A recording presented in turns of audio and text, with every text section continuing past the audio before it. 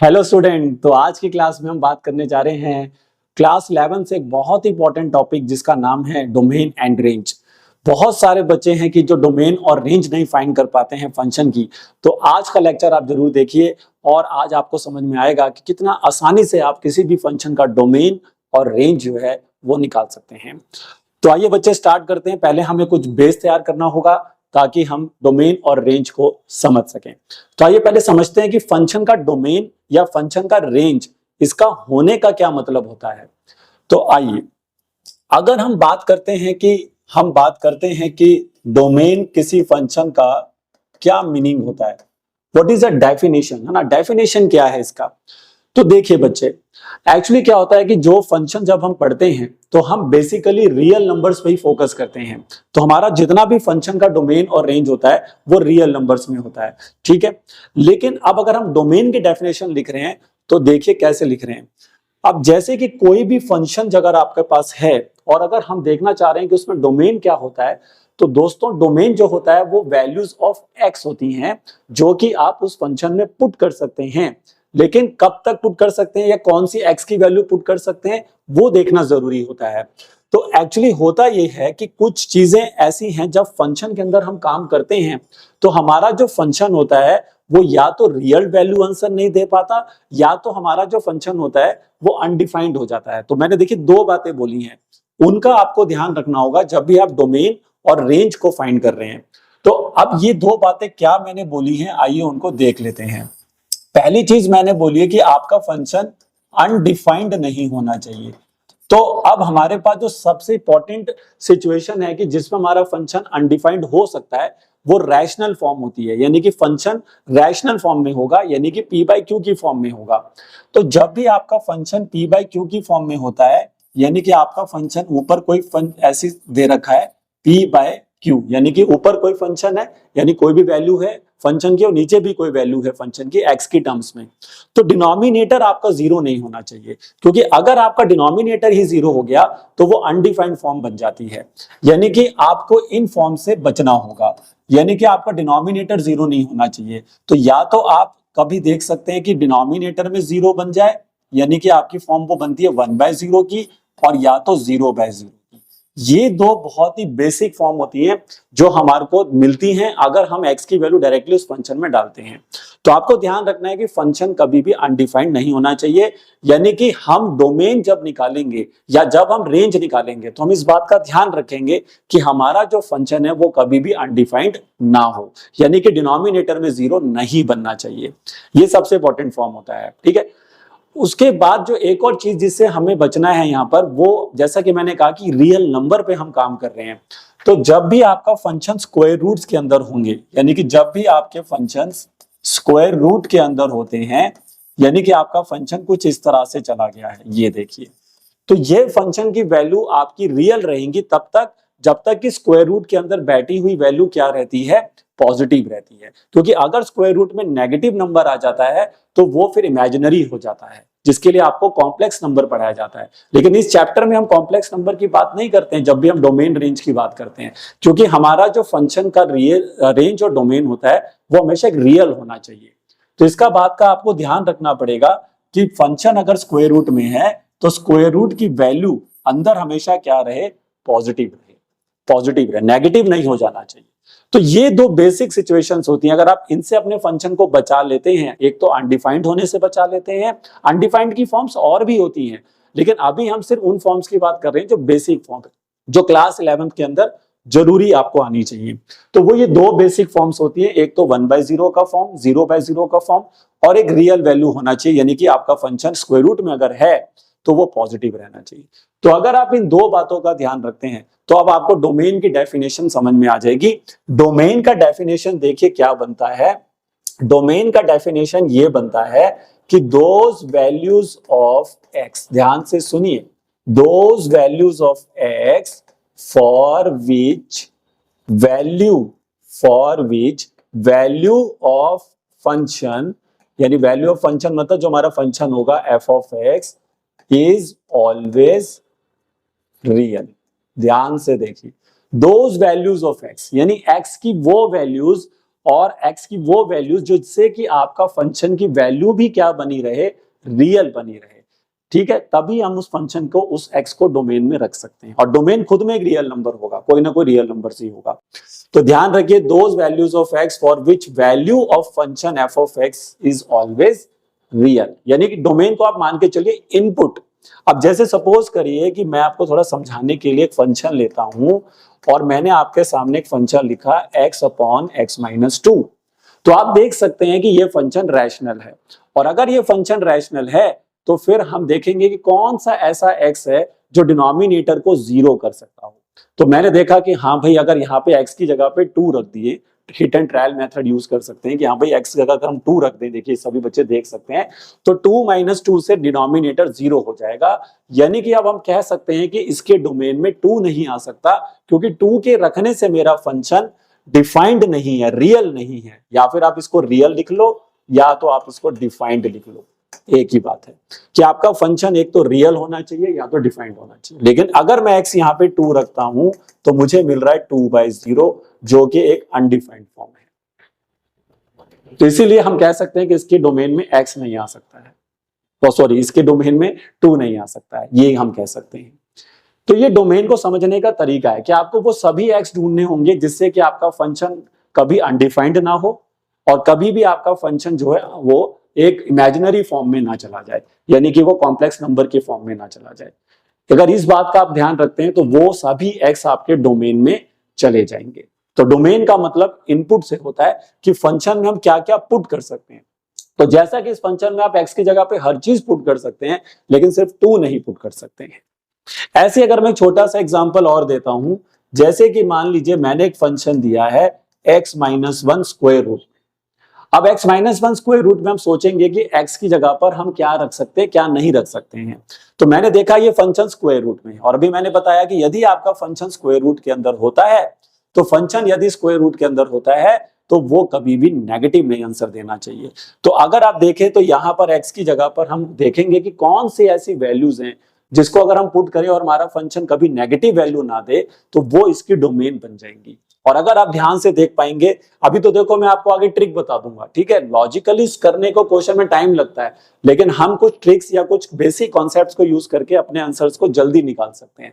लेकिन अभी अगर आप सोचें तो यहाँ पर अगर आप x के अंदर 1 से छोटी वैल्यूज डालें, थोड़ा सा दिमाग लगाएं कि यहाँ पे x की जगह पर 1 से छोटी वैल्यू अगर हम डालें, फॉर एग्जाम्पल हम 0 डाल के देखें या -2 -1 डालें, तो ये फंक्शन हमें नेगेटिव रिजल्ट देना चालू करेगा।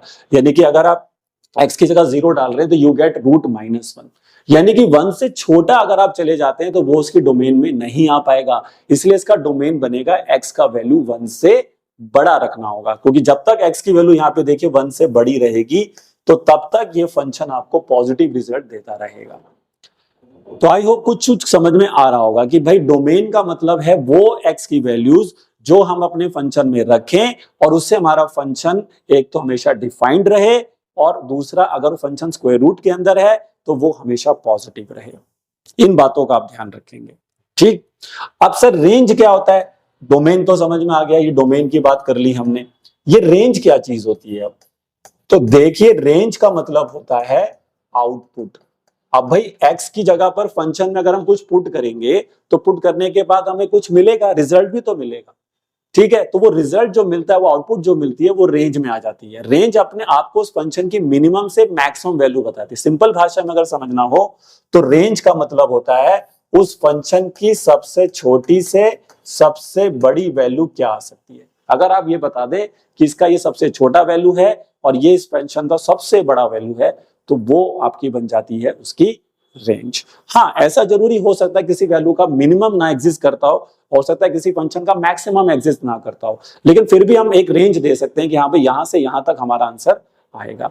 और रेंज भी हमेशा क्या होगी? एक रियल नंबर ही होगी। तो रेंज का मतलब क्या हो सकता है कि आउटपुट, इसको कह सकते हैं output of a function, output of a function when we put x in the functions.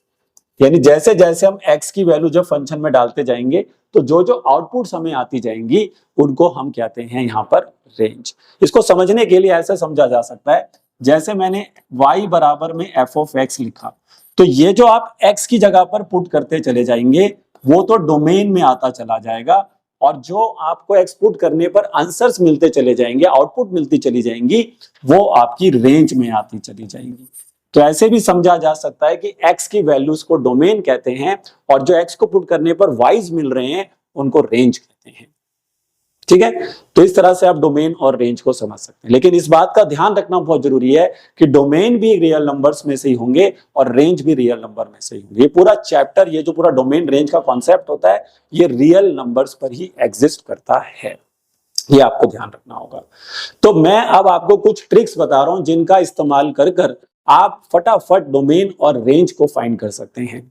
तो आइए कैसे ये ट्रिक्स को आप यूज करेंगे, देखिए। सबसे पहले मैं आपको बताने जा रहा हूं डोमेन निकालने की ट्रिक्स। तो फटाफट देखिए कि कैसे आप डोमेन किसी फंक्शन का निकाल सकते हैं। देखिए, अगर हमें किसी भी फंक्शन का डोमेन बताना होता है तो आपको बस ये देखना है कि कौन से टाइप का क्वेश्चन है। मैं आपके सामने 3 टाइप रखूंगा, ज्यादातर क्वेश्चन इन 3 टाइप के ही होते हैं। तो पहला टाइप देखिए कौन सा होता है, टाइप 1। सबसे पहला टाइप देखिए बच्चे कौन सा होता है, टाइप 1। टाइप 1 वाला टाइप अगर आप देखते हैं तो इसमें आपका जो फंक्शन होगा वो होगा 1/f(x). ऐसे फंक्शंस को हम रैशनल फॉर्म कहते हैं। ये कौन सा फंक्शन हो गया, रैशनल हो गया, यानी पहली फॉर्म जो होती है वो रैशनल होती है। तो अगर हमारा फंक्शन रैशनल है, p/q की फॉर्म में, डिनोमिनेटर में उसमें कुछ दिखाई दे रहा है आपको, ठीक, तो अब आपको अगर उसका डोमेन निकालना होगा तो आपको पता है कि डोमेन तभी निकलेगा जब वो डोमेन के x की वैल्यू आएंगे जो 0 इस फंक्शन को ना बनाती हो, तो वो हमें लेना होगा। तो इसलिए आप छोटा सा एक काम करना, जब भी आपका फंक्शन रैशनल फॉर्म में है तो डिनोमिनेटर को उठाना और उसको उठाकर नॉट इक्वल टू 0 रख देना। क्यों सर नॉट इक्वल टू 0 रख देंगे? मैंने कहा भाई नीचे 0 नहीं बनना चाहिए ना, हमें वही x ढूंढ रहे हैं जो उसको नीचे 0 ना बनाए, तो इसलिए f(x) is not equal to 0।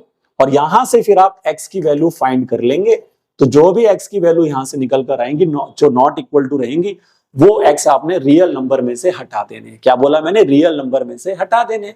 जैसे सपोज करिए आपने सॉल्व किया, आपका आंसर आ रहा है x is not equal to 2, तो इसका मतलब आप यही तो कहना चाह रहे हैं कि x 2 नहीं हो सकता, बाकी सब कुछ हो सकता है। तो आप रियल नंबर में से 2 को हटा दीजिए। ठीक है, अभी करके मैं दिखाऊंगा, बट आप पहले समझ लीजिए कि हाँ भाई ये लॉजिक है। उसके बाद आता है आपका नेक्स्ट टाइप। नेक्स्ट टाइप कौन सा होता है भाई, टाइप 2। टाइप 2 के जो क्वेश्चंस होते हैं वो रूट वाले होते हैं, यानी कि आपका जो फंक्शन होगा वो रूट के अंदर ऐसे बैठा होगा। तो जब भी आपने देखा कि टीचर ने ऐसा क्वेश्चन दिया है जिसके अंदर फंक्शन रूट के अंदर बैठा हुआ है, तो मैंने अभी पीछे क्या बताया था कि फंक्शन यदि रूट के अंदर बैठा है तो वो पॉजिटिव होना चाहिए। और दुनिया में कोई भी चीज पॉजिटिव कब है, जब वो 0 से बड़ी है। हाँ 0 के बराबर चलेगा, यहाँ पे 0 के बराबर चलेगा, यहाँ पे 0 के बराबर नहीं चल रहा था टाइप 1 में, लेकिन यहाँ चलेगा। अगर यहाँ पर अगर फंक्शन में x पुट करने पर फंक्शन की वैल्यू 0 आ रही है तो चलेगा, क्योंकि रूट 0 0 होता है। हाँ लेकिन नेगेटिव नहीं चलेगा। तो इसलिए यहां पर हम जब क्वेश्चन बनाते हैं तो आपको f(x) को उठाना है और उसको ग्रेटर देन इक्वल टू 0 रख देना है। ध्यान से देखिए, f(x) को उठाना है और उसको ग्रेटर देन इक्वल टू 0 रख देना है। क्यों रख देना है? क्योंकि हम चाहते हैं कि ये वैल्यू क्या रहे, पॉजिटिव रहे। जब तक ये पॉजिटिव रहेगी तभी हमें ये रियल फंक्शंस या रियल वैल्यूज देगी। फिर ये इनइक्वालिटी बन गई, ये इसको क्या बोलते हैं मैथ्स की भाषा में, इनइक्वालिटी। अब इस इनइक्वालिटीज को आपको सॉल्व करना होता है बस, और इनइक्वालिटी को सॉल्व करके जो आंसर्स आते हैं वही डोमेन बन जाता है आपका। अब ये इनइक्वालिटी कैसे सॉल्व होंगी वो भी मैं सिखाऊंगा आपको, लेकिन अभी आप देख लें टाइप 2 कैसा दिखता है। फिर आता है दोस्तों आपका आखिरी टाइप, उसे कहते हैं टाइप 3। जैसा कि मैंने कहा कि 3 ही बेसिक टाइप है, ठीक है, यही 3 बेसिक टाइप से आपकी कहानी सेट हो जाएगी। तीसरा टाइप जो होता है दोस्तों वो रैशनल भी होता है और उसके साथ साथ वो रूट में भी होता है। ध्यान से सुनना, ये टाइप सबसे डिफिकल्ट होता है क्योंकि रूट में भी है और ये रैशनल भी है। तो इसमें आपको दोनों बातों का ध्यान रखना पड़ेगा कि एक तो वो नीचे 0 नहीं बनना चाहिए, क्योंकि अब तुम कहोगे सर पीछे तो आप कह रहे थे कि 0 रूट में बन जाए कोई दिक्कत नहीं है। अरे मैंने कहा भाई वो रूट न्यूमिनेटर में था, वो ऊपर था, तो ऊपर अगर कोई वैल्यू रूट में 0 बन रही है तो उसका आंसर 0 चलेगा। लेकिन अगर वही वैल्यू रूट में नीचे 0 बन रही है तो रूट 0 0 होके 1/0 दे देगा, और 1/0 तो फिर अनडिफाइंड फॉर्म हो जाएगी हमारे लिए। तो इसीलिए हम इसको क्या करेंगे, हम इसको क्या पुट करेंगे फिर सर? मैंने कहा देखो ये तुम्हें क्या चाहिए, पॉजिटिव भी चाहिए और जीरो भी नहीं चाहिए। दो बातें बोली, पॉजिटिव चाहिए और जीरो नहीं चाहिए। तो इसलिए ऐसी जगह पर फिर आपने क्या करना है, एफ ऑफ एक्स को पुट करना है, इस एफ ऑफ एक्स को आपने पुट करना है खाली ग्रेटर देन जीरो। ध्यान से देखिए, सिर्फ ग्रेटर देन जीरो से कहानी चलेगी, इक्वल टू जीरो नहीं हो सकता, क्योंकि जीरो के बराबर हो गया तो नीचे जीरो बनेगा, अनडिफाइंड हो जाएगा। तो देख लीजिए, तीन फॉर्म फटाफट रिवाइज कर लीजिए। पहला फॉर्म 1/f(x) वाला फॉर्म, ठीक है, फंक्शन नीचे वाले फंक्शन पे फोकस करना है, ऊपर जो वैल्यू दी हमें उससे कोई लेना देना होता नहीं है। तो अगर आपका रैशनल फॉर्म है तो नीचे उठा के नॉट इक्वल टू जीरो लगा के डोमेन निकाल लीजिए। अगर रूट में f(x) है तो उसको उठा के greater than equal to zero बना के इनक्वालिटी बनाइए और फिर उसको सॉल्व करिए। और यहां पर भी इनक्वालिटी बनेगी, ये भी इनक्वालिटी है, ये भी एक इनक्वालिटी बनेगी। और फिर इस इनक्वालिटी को सॉल्व करके आप क्या निकाल सकते हैं, डोमेन निकाल सकते हैं। ठीक है, तो आइए अब हम क्या करते हैं, इनको इंप्लीमेंट करने की कोशिश करते हैं। लेकिन जैसा कि मैंने बताया कि चलो इधर तो सिंपल चल रहा है मामला, लेकिन यहां पर जो चीजें चल रही हैं वो थोड़ा कॉम्प्लेक्स है, इनक्वालिटी आ गई भाई साहब। तो पहले मैं आपको कुछ चीजें बता रहा हूं जो आपको डोमेन निकालने में इनक्वालिटी में क्या करेंगी, हेल्प करेंगी। तो उसको आप देखिए। आइए, तो अगर आप इनक्वालिटी को सॉल्व करना चाहते हैं तो वैसे तो देखिए बहुत लंबा चौड़ा मेथड होता है, लेकिन अभी समय की पाबंदी है हमारे पास, हमें कम समय में ज्यादा अच्छा तरीके से चीजों को समझना है। तो यहां पर मैं छोटा सा ट्रिक बता रहा हूं, ये आप यूज करें और हमेशा इनक्वालिटी को आप सॉल्व कर लेंगे। इस मेथड को हम कहते हैं सॉल्विंग इनक्वालिटीज। और जब भी आपको इनक्वालिटी सॉल्व करनी होती है, इनक्वालिटी का मतलब होता है दोस्तों, जब आपको अपने इक्वेशन में इस तरह के साइन मिलेंगे, ग्रेटर देन, लेस देन, ये वाले साइन जब हम अपनी एक्सप्रेशंस में यूज करते हैं तो उनको इनक्वालिटीज कहते हैं। अब इन इनक्वालिटीज को सॉल्व करने के लिए आपको एक मेथड मैं सिखा रहा हूं जो आप यूज करें। तो सॉल्विंग इनक्वालिटी में जो मेथड यूज होता है उसका नाम है वेवी कर्व मेथड। ये ट्रिक है, ठीक है। वैसे एक्चुअली अगर आप जाएंगे तो बहुत लॉन्ग प्रोसेस होता है, टाइम कंज्यूमिंग होता है, लेकिन वेवी कर्व मेथड का इस्तेमाल करके आप इजीली फटाफट पता कर सकते हैं कि कैसे आप किसी भी फंक्शन का डोमेन, इनक्वालिटी वाला जो फंक्शन अगर आता है तो उसमें डोमेन निकाल सकते हैं। तो इसके कुछ स्टेप्स होते हैं जो आपको ध्यान में रखने, जो मैं बता रहा हूं। इसका जो सबसे पहला स्टेप होता है जो आपको ध्यान रखना है कि जो भी आप इनक्वालिटी सॉल्व कर रहे हैं तो आपने इस बात का ध्यान रखना है कि जो भी वहां पर इनक्वालिटी आप सॉल्व करने जा रहे हैं वहां पर कोएफिशिएंट ऑफ, यानी कि जो आपका एक्स वाली टर्म होती है, हाईएस्ट डिग्री वाली जो टर्म होती है, उसकी कोएफिशिएंट हमेशा पॉजिटिव होना चाहिए। तो आपने ये बात का ध्यान रखना है कि सबसे इंपॉर्टेंट चीज क्या है कि वहां पर कोएफिशिएंट ऑफ एक्स, या देखो एक्स भी हो सकता है वहां पर, अगर वो लीनियर है, क्वाड्रेटिक होगा तो एक्स स्क्वायर होगा, क्यूबिक होगा तो एक्स क्यूब होगा, तो कोई भी हो, तो कोएफिशिएंट ऑफ एक्स जो होना चाहिए, एक्स की जगह पे यहाँ पर हम लिख सकते हैं जो हाईएस्ट पावर होगी वो हमेशा पॉजिटिव होना चाहिए। तो ये आपको ध्यान रखना है। अब यहाँ पे जरूरी नहीं कि एक्स होगा, एक्स स्क्वायर भी हो सकता है, एक्स क्यूब भी हो सकता है, कोई भी पावर हो सकती है। तो आपने कोशिश करना है कि पहला स्टेप ये है कि भाई आप वहां पर उसके कोएफिशिएंट को पॉजिटिव कर लें, अगर वो नेगेटिव है तो पॉजिटिव कर लें। This is the first step. First step करने के बाद फिर आप कोशिश करें कि वहां पर मेक्स फैक्टर्स, आपको जो भी इक्वेशन दी हुई है, अगर वो देखो लीनियर इक्वेशन होगी तो कोई दिक्कत नहीं है, ठीक है।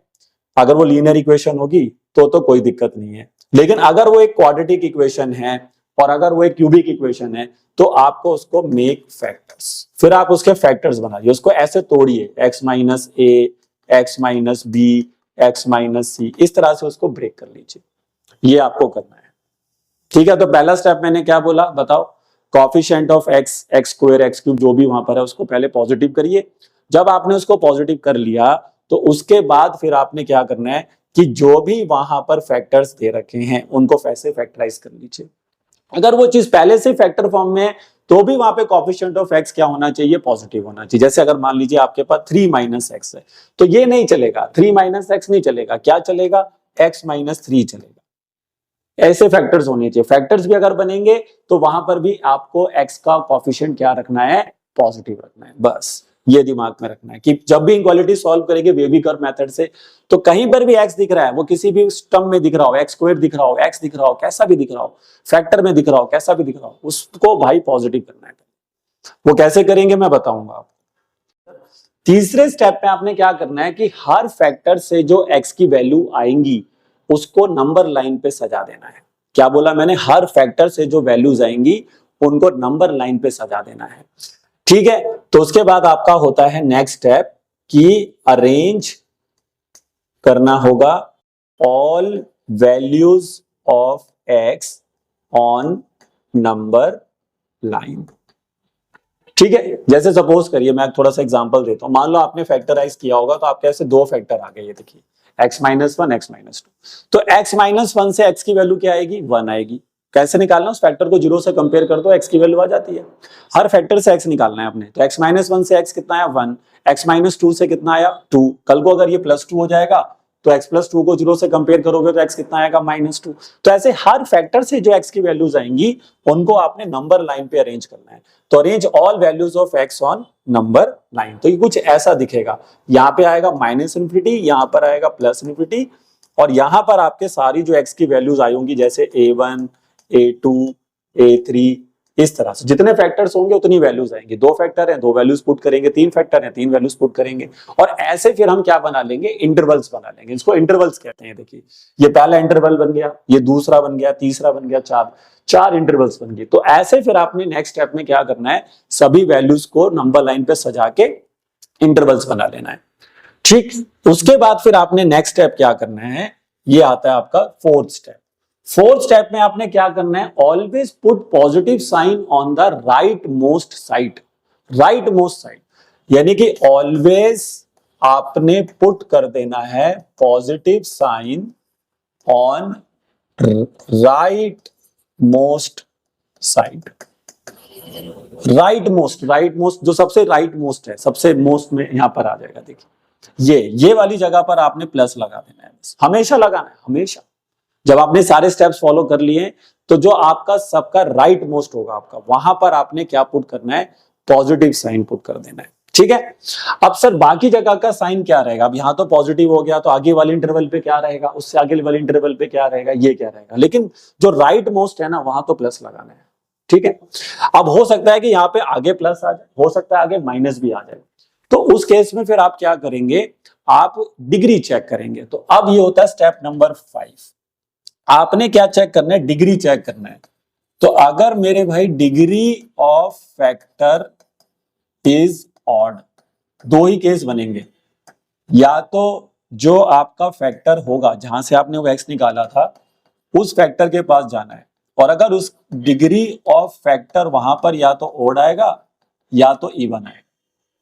तो जिस वैल्यू पे आप काम कर रहे हैं उसके फैक्टर की डिग्री अगर ऑड है तो फिर आपने साइन चेंज कर देना है। साइन चेंज का मतलब हो गया कि अगर वहां प्लस से आप थे तो जब उस फैक्टर को क्रॉस करेंगे तो आपको उस नंबर के आगे माइनस कर देना है। इसी तरह से अगर आपकी डिग्री ऑफ फैक्टर इवन रहता है तो नो साइन चेंज, फिर आपको साइन चेंज नहीं करना है। ठीक है, एक छोटे से एग्जांपल से कर पाएंगे, ऐसे समझ नहीं आएगा ढंग से ये। ठीक है, बस अब पहले तो समझ लो कि हाँ भाई ये स्टेप्स हैं। अब ये मैं कैसे करना है वो मैं आपको एक क्वेश्चन से करके दिखाता हूं। मान लीजिए कि आप इस इनक्वालिटी को सॉल्व कर रहे हैं। देखिए सारे बच्चे, मान लीजिए कि आप इस इनक्वालिटी को सॉल्व कर रहे हैं। इधर देखिए, ये इनक्वालिटी आप सॉल्व कर रहे हैं। अगर आप ये इनक्वालिटी सॉल्व कर रहे हैं तो देखिए पहला स्टेप मैंने क्या कहा था कि जो भी वहां पर x मौजूद है, चाहे वो x स्क्वायर की टर्म में मौजूद हो, चाहे x क्यूब में हो, चाहे x हो, आपने उसको उसके कोएफिशिएंट को पॉजिटिव करना है। लेकिन सर अब इसका पॉजिटिव तो है नहीं, इसका तो नेगेटिव है, तो क्या करें? तो मैंने कहा माइनस कॉमन ले लें। जैसे ही आप यहां से माइनस कॉमन लेंगे तो ये x square minus 9 greater than equal to 0 हो जाएगा। फिर आप इस माइनस साइन को यहां से हटाएंगे। देखिए पॉजिटिव कर दिया ना मैंने, माइनस कॉमन लेके पॉजिटिव कर दिया। फिर आप क्या करेंगे? यहां से अब इस माइनस साइन को हटाएंगे। तो ध्यान से सुनिए, जब इनइक्वालिटी के अंदर हम माइनस साइंस के साथ काम करते हैं तो हमें क्या करना होता है? इस माइनस साइन को यहां से हटाने के लिए दोनों तरफ नेगेटिव नंबर से इसको मल्टीप्लाई करना होगा, या नेगेटिव नंबर से कह सकते हैं डिवाइड करना होगा। तो जब भी आप इनइक्वालिटीज में, ध्यान से सुनिए एक और बहुत इंपॉर्टेंट चीज, कि जब भी आप इनइक्वालिटीज में नेगेटिव नंबर से अगर दोनों तरफ मल्टीप्लाई कर रहे हैं या डिवाइड कर रहे हैं तो साइन ऑफ इनइक्वालिटी चेंज हो जाता है। साइन ऑफ इनइक्वालिटी चेंज हो जाता है। जैसे मान लीजिए मैंने लिखा हुआ है कि -a बड़ा है b से, लेकिन जैसे ही मैं इसको -1 से, अगर मैंने इसको -1 से दोनों तरफ मल्टीप्लाई किया, ये देखिए, तो -1 से जैसे ही मैं इसको दोनों तरफ मल्टीप्लाई करूंगा तो अब साइन ऑफ इनइक्वालिटी क्या हो जाएगा? चेंज हो जाएगा। तो ये अब बन जाएगा a is less than minus b. ध्यान से देखिए, a is less than minus b. ऐसा क्यों हो जाता है कि सर जब नेगेटिव नंबर से अगर मल्टीप्लाई कर रहे हैं या डिवाइड भी कर सकते थे यहाँ, तो साइन ऑफ इक्वालिटी क्यों चेंज करना पड़ता है? क्योंकि अगर आप ध्यान से देखें, मैंने बोला कि -5 बड़ा है, या थोड़ा सिंपल से समझाता हूं कि -1 बड़ा है -2 से, है ना भाई? बिल्कुल सही है, -1 -2 से बड़ा होता है। लेकिन अब आपने क्या किया, दोनों तरफ -1 से मल्टीप्लाई किया। तो मान लीजिए मैंने इसको भी -1 से मल्टीप्लाई किया और मैंने इसको भी -1 से मल्टीप्लाई किया, तो मुझे अब क्या मिलेगा, 1 बड़ा है 2 से। तो देखिए, अगर अब मैं यहाँ पे साइन ऑफ इक्वालिटी चेंज नहीं कर रहा तो ये बात गलत है। 1 कैसे बड़ा हो गया भाई 2 से? तो 1 तो 2 से छोटा होता है।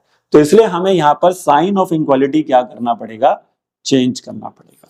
तो ऐसा हम हमेशा करेंगे। ध्यान से सुन लो कि जब भी आप नेगेटिव नंबर से दोनों तरफ या तो मल्टीप्लाई कर रहे हैं इनक्वालिटी में या डिवाइड कर रहे हैं, तो sign of equality must be change. तो इसलिए मैं यहाँ पे जैसे इस माइनस साइन को हटाऊंगा, क्योंकि मैंने माइनस साइन कैसे हटाया, -1 से मल्टीप्लाई कर दिया बोथ साइड। अब उधर तो फर्क पड़ेगा नहीं, क्योंकि -1 0 से इंटू के तो 0 ही रहेगा। लेकिन ये जब मैंने -1 से पॉजिटिव किया तो साइन ऑफ इक्वालिटी चेंज हो गया। देखिए, this is very important, this is very important कि आपको साइन ऑफ इक्वालिटी क्या करना है, चेंज करना है इस तरह से।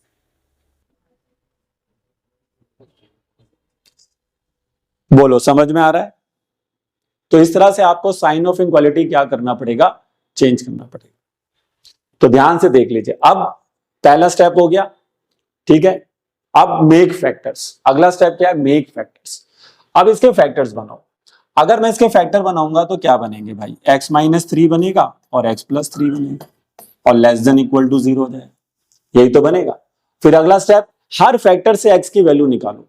अब हर फैक्टर से अगर आप x की वैल्यू निकालते हैं तो बताओ उसको नंबर लाइन पे और नंबर लाइन पे सजा दो, है ना भाई? हर फैक्टर से x की वैल्यू निकालो, नंबर लाइन पे सजा दो। तो बताइए ये कितना x देगा, x-3 से x की वैल्यू क्या मिलेगी, 3 मिलेगी। अगर आप x-3 को 0 से कंपेयर करेंगे तो x कितना आएगा, 3, और x+3 को 0 से कंपेयर करेंगे तो x कितना आएगा, -3। तो इसीलिए अब यहां पर हम सजाएंगे पहले -3 को और फिर सजाएंगे 3 को।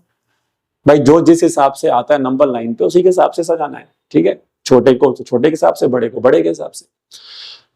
तो ये हो गया आपका एक और स्टेप कि फैक्टर्स बनाइए, उसके बाद उनकी x की वैल्यू निकालिए, नंबर लाइन पे सजा दीजिए। अब पढ़िए चौथा स्टेप, राइट मोस्ट, यानी जो राइट मोस्ट वाली इंटरवल है उसमें आंख बंद करके पॉजिटिव लगा देना है। राइट मोस्ट पे आंख बंद करके पॉजिटिव लगा दिया भाई साहब। अब बाकी का साइन कैसे आएगा सर, ये इस पे क्या साइन होगा इनक्वालिटी का, इस पे क्या साइन होगा इनक्वालिटी का।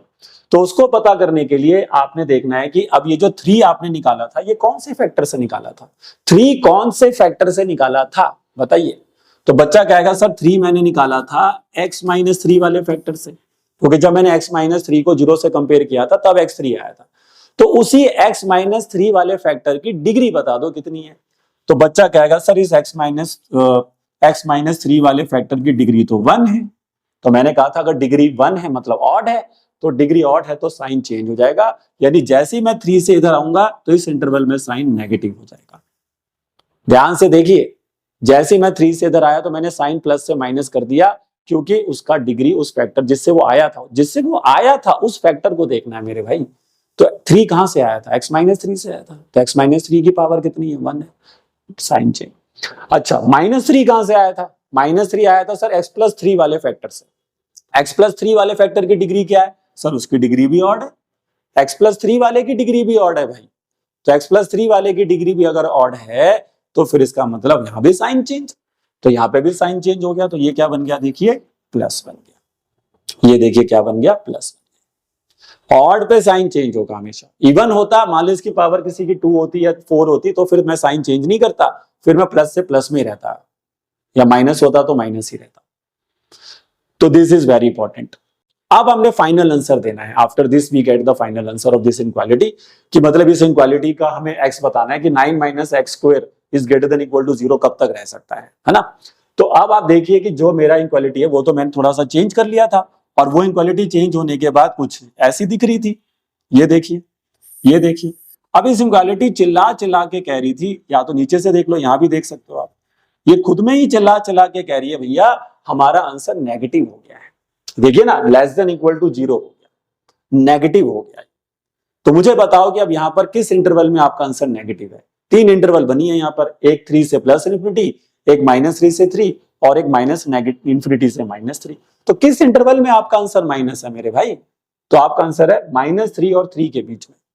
तो -3 और 3 के बीच में आपका जो आंसर आ रहा है वो नेगेटिव आ रहा है। तो इसका मतलब है ये हमारी काम की इंटरवल है। तो जहां पर भी हमारी इनक्वालिटी का जैसा साइन होगा, भाई मेरी इनक्वालिटी का साइन मुझे चाहिए नेगेटिव, मुझे माइनस चाहिए, लिखा हुआ है वहां पे लेस देन इक्वल टू 0। तो नेगेटिव आंसर आया -3 और 3 के बीच में। तो -3 और 3 के बीच में हमारी काम की इंटरवल है, तो इसको मैं ऐसे हाईलाइट कर रहा हूं आपके लिए। ऐसा पेपर में मत करना, बट अभी समझाने के लिए मैंने कर दिया। तो इसका मतलब है कि अब x की वैल्यू बिलोंग करेगी -3 से 3। ये तो आ गया भाई आंसर, -3 से 3 हो जाएगा। लेकिन अब एक और चीज समझने वाली है कि यहां पर आपको इंटरवल में 2 तरह की इंटरवल होती है, क्लोज होती है, एक ओपन होती है। आई होप आपको इसको नॉलेज होगी। क्लोज इंटरवल का इस्तेमाल तब करते हैं जब हम उसके बराबर होते हैं। ठीक है भाई, इधर देख लीजिए इस बात को भी, ये देखिए, ये वाली कहानी भी देख लो भाई। अगर हम लिखते हैं कि x बिलोंग करता है a से b क्लोज इंटरवल, इसको कहते हैं क्लोज्ड इंटरवल, ये क्लोज्ड है। तो क्लोज के केस में आप उसके बराबर भी होते हैं दोनों वैल्यूज के, और उनके बीच में भी होते हैं। तो इसका मतलब ये होता है कि x की वैल्यू a से बड़ी भी है और उसके बराबर भी है, और आप b से छोटे और उसके बराबर भी है। लेकिन इसी चीज को अगर आप ओपन कर दो, ओपन में ये वाला ब्रैकेट आता है, सिंपल ब्रैकेट जो आप बनाते हैं, तो इसमें हम x की वैल्यू a से बड़ी है और b से छोटी है, लेकिन आप उनके बराबर नहीं हो सकते। तो ये ध्यान रखना है कि क्लोज इंटरवल में हम उसके बराबर भी होते हैं, उनके बीच में भी होते हैं। ओपन इंटरवल में हम उनके बराबर कभी नहीं होते, उनके बीच में कोई भी वैल्यू हो सकती है। तो अब हमें देखना होगा कि -3 के आगे मैं क्लोज लगाऊं या मैं ओपन लगाऊं, ये मुझे देखना होगा। ऐसे मुझे देखना होगा कि मैं 3 के आगे क्लोज लगाऊं कि 3 के आगे ओपन लगाऊं। तो कैसे पता करेंगे सर? तो डालो यहाँ पे 3 और -3 अपनी इनक्वालिटी में और देखो क्या आंसर आता है। तो अगर मैंने बच्चे यहाँ पे -3 डाल दिया तो -3 का स्क्वायर होता है 9 और 9 - 9 होता है 0। तो अब देखो कि क्या हमारी इनक्वालिटी 0 के बराबर है? हाँ सर है, लिखा हुआ है x² - 9 less than equal to 0। पढ़ो ना, less than equal to 0, equal to बोला ना आपने, तो इसका मतलब इक्वल टू 0 है। तो इसका मतलब -3 इंक्लूड हो जाएगा, क्योंकि -3 डालने पे 0 आ रहा है, तो ओके रिपोर्ट है, तो ये इंक्लूड हो गया। तो क्लोज इंटरवल। ऐसे ही आप 3 के लिए चेक करो कि 3 आप क्लोज में जा रहा है कि नहीं। तो 3 डालने से भी कोई दिक्कत नहीं है, क्योंकि 3 का स्क्वायर भी 9 होता है, 9 - 9 फिर 0 हो गया भाई साहब, तो ये भी इंक्लूड हो गया। देखिए अगर ये इक्वल टू 0 नहीं होता, मैं यहां से इक्वल टू 0 हटा दूं ना, तो फिर ये ओपन इंटरवल में आ जाएगा आपका। और इसको फिर नंबर लाइन पे दिखाने का तरीका भी अलग होता है मेरे भाई, पता नहीं आपको पता है कि नहीं। यहां पर फिर हम सॉलिड डॉट बनाते हैं ऐसे, ये देखिए सॉलिड डॉट। और अगर ये 3 यहाँ पे इंक्लूड नहीं होते तो फिर इनको ओपन सर्कल से दिखाया जाता है, ऐसे वाला सर्कल बनाया जाता है। फिर डिफरेंस होता है भाई, कई बच्चों को पता भी नहीं होता ये बात कि नंबर लाइन पे भी हम 2 तरीके से डॉट बनाते हैं। एक कभी कभार हम ऐसे वाला डॉट बनाते हैं और कभी कभार हम सॉलिड वाला बनाते हैं। तो अगर हम सॉलिड वाला बना रहे हो तो पूरा उसको भर के बना रहे हैं, तो इसका मतलब है कि वो इंटरवल में इंक्लूड है। और अगर हम ओपन सा सर्कल बना रहे हैं, ऐसे सिर्फ सर्कल सा बना रहे हैं, उसको भर नहीं रहे अंदर से, तो मतलब वो इंक्लूड नहीं है। लेकिन अभी इंक्लूड है तो देखो सॉलिड बना सकते हैं। तो ये है तरीका इनक्वालिटी को सॉल्व। और ये कहीं पर भी लगा सकते हैं आप, ऐसा नहीं है कि आप इसको सिर्फ क्वाड्रेटिक में लगाना है, आप क्यूबिक में लगाइए, आप लीनियर में लगाइए, आप इसको डिवीजन में भी लगा सकते हैं, ऊपर नीचे भी अगर ये फंक्शन में ऐसे दिया हो इनक्वालिटीज तो भी लगा सकते हैं आप। तो ये मैंने आपको एक क्वेश्चन करके दिखाया, ठीक है ना। तो आप इस चीज को आपको यूज करना आना चाहिए, क्योंकि इस पे तो फिर अलग से एक लेक्चर बनाना पड़ जाएगा मेरे को, वेवी कर्व मेथड कैसे यूज करते हैं। लेकिन अभी इतना लॉन्ग जाना नहीं हमने। तो ये है वेवी कर्व मेथड, जिसको आप डोमेन में यूज करेंगे क्वेश्चंस को निकालने के लिए, और रेंज में भी यूज करूंगा, देखना मैं इसको। तो आई होप आपको समझ में आ रहा होगा। और ये कहां पे यूज होगा? टाइप 2 और टाइप 3 के क्वेश्चंस में। टाइप 2 और टाइप 3 के क्वेश्चन में इनक्वालिटी बनती है ना मेरे भाई, तो वही वेवी कर्व मेथड यूज करेंगे। बाकी टाइप 1 को तो फटाफट निपटा देंगे। तो आइए आप कुछ क्वेश्चंस में आपको डोमेन के ऊपर करके दिखाता हूं, देखिए। चलिए पहले तो आपको ये पता करना है कौन से टाइप का क्वेश्चन है, ठीक है। चलिए तो पहला क्वेश्चन देखिए मैंने दिया है, डोमेन निकालेंगे इसमें हम। क्वेश्चन दिया है x-1 अपॉन में x+1। बहुत ही सिंपल से स्टार्ट कर रहा हूं मैं भी, x-1 x+1। अब x minus one x plus one बताओ टाइप 1 है, टाइप 2 है कि टाइप 3 है?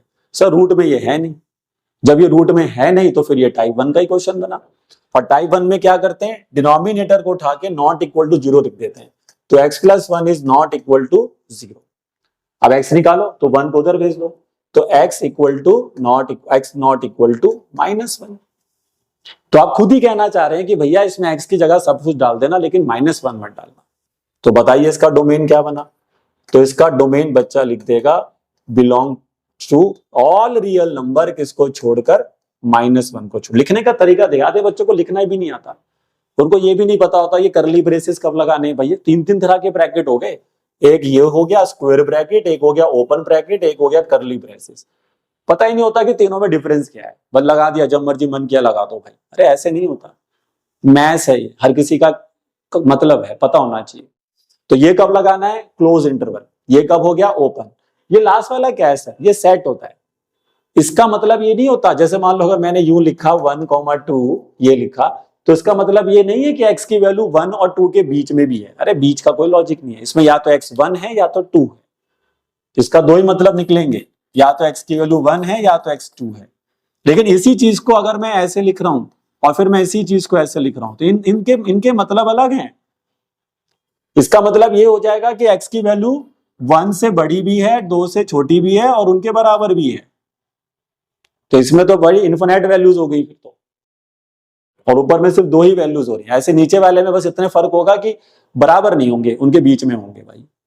तो कब हमें कौन सा ब्रैकेट यूज करना है ये भी बच्चे को पता होना चाहिए।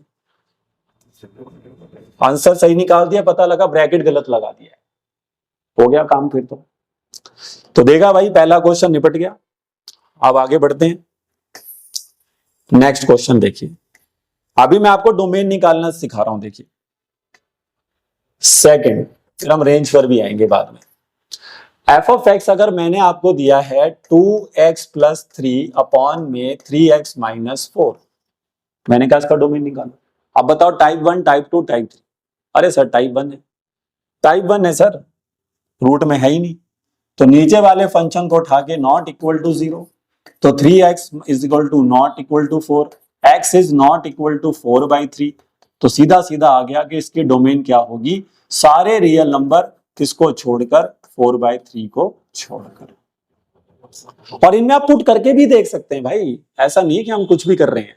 आप देख लीजिए, आप यहाँ पे -1 डाल दीजिए, नीचे ना ही अनडिफाइंड हो गया भाई साहब, नीचे 0 बन रहा है -1 डालने पर। यहाँ पे भी x की जगह पे डाल दीजिए 4/3, 0 बनेगा सर ये। तो ये तरीका है, नहीं तो फिर ढूंढते रहो भाई साहब, करोड़ों नंबर है दुनिया में, ढूंढते रहो कि कौन सा x है जो नीचे डिनोमिनेटर में 0 बनाएगा। तो ये तरीका यूज करिए, 2 मिनट में पता लग रहा है कौन सा x है भाई। अब यहां पे टीचर आपको लीनियर के साथ साथ क्वाड्रेटिक भी दे सकता है। ये देख, ये क्वेश्चन ज्यादा आते हैं पेपर में। अब यह क्वेश्चन दिया है भाई x + 1 अपॉन में x² - 5x + 6, कह रहा है इसका डोमेन निकालो। तो क्या करना है सर? अब डिनोमिनेटर में क्या दिख रहा है? x² - 5x + 6 दिख रहा है।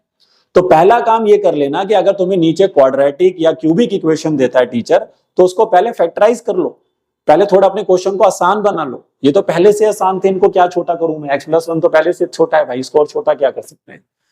लेकिन x² - 5x + 6 को तो कर सकते हैं मिडिल टर्म स्प्लिट लगा के, तो उसको फैक्टराइज करने का ये ध्यान दिमाग में रखना। इस पूरे डोमेन रेंज वाले क्वेश्चनों में जब भी आपके पास क्वाड्रेटिक क्यूबिक इस तरह के इक्वेशन होंगे, यू मस्ट फैक्टराइज देम, तभी बनेंगे क्वेश्चन।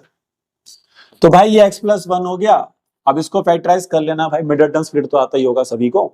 तो जब आप इसको मिडिल टर्म स्प्लिट कर लेंगे तो ये x - 2 और x - 3 ये 2 फैक्टर देगा आपको, वो आप करना।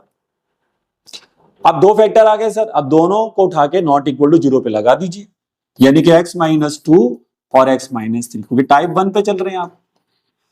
लेकिन पहले सर 2 फैक्टर, एक फैक्टर होता था तो एक वैल्यू आती थी, अब सर 2 फैक्टर हैं तो 2 वैल्यू आएंगी।